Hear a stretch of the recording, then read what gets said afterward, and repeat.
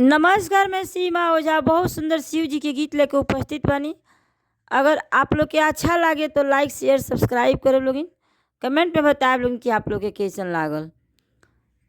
डमरू काहे के हो बजवनी, हम तो आवते रहनी ना। डमरू काहे के हो बजवनी, हम तो आवते रहनी ना।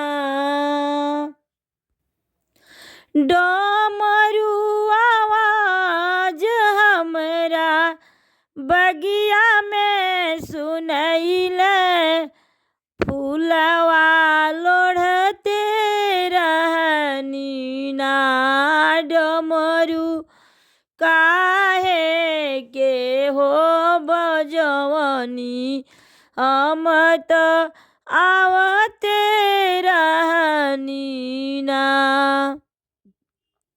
डमरू आवाज हमरा बगिया में सुनैले, बेल के पतिया तोड़ते रहनी ना।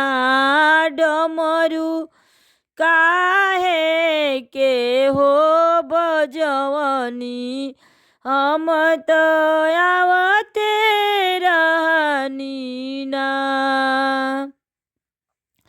डमरू आवाज हमरा कुइया पर सुनैले, जलवा भरते रहनी ना। डमरू काहे के हो बजवनी, हम तो आवते रहनी ना। डमरू आवाज हमरा महल में सुनैले, भंगिया पीसते रहनी ना। डमरू काहे के हो बजवनी, हम तो आवते रहनी ना। डमरू आवाज हमरा महल में सुनैले, भंगिया पीसते रहनी ना। डमरू काहे के हो बजवनी, हम तो आवते रहनी ना।